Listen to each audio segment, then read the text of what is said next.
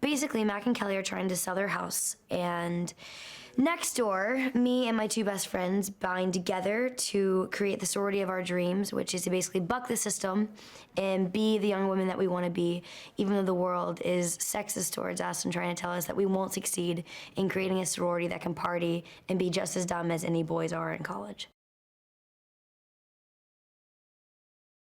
We team up with Teddy because we have no one else to turn to help us with making a sorority. I mean, we're a bunch of, freshmen who haven't really organized anything in our lives, much less a group of girls, and not even a group of girls within the Greek system, a group of girls bucking the Greek system, which is like, going up against the government alone.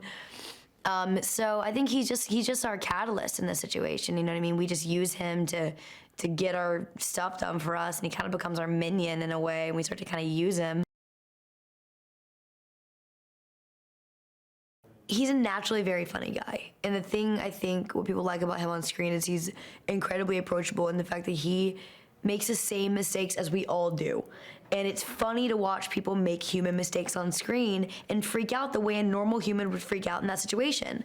It's not like, oh, I'm trying to be funny, so let me do this now. It's more like, oh my God, I would totally scream in this circumstance, and I'm totally screaming in this circumstance. What the fuck is happening? Like, that's like more of where he comes from. And it's realistic, and it's funny because we all go, oh my God, that would be me right now. If this is the end was actually happening in real life, we all would have been Seth. I think Kelly's the funniest.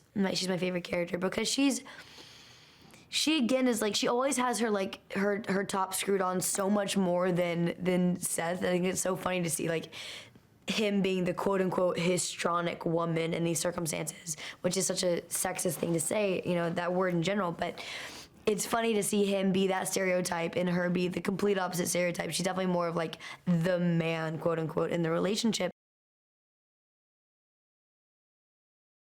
It becomes funnier because you have both sides of the story laughing. And as a woman, I laugh at male-oriented jokes. And as a man, you laugh at female-oriented jokes if they're funny.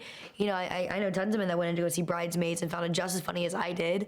And that's kind of what we did. We took all of Seth Rogen's classic movies and Melissa McCarthy's kind of classic movies and kind of idea, and we pushed them together to make this kind of female, male-driven, funny, hilarious movie that is also socially very relevant.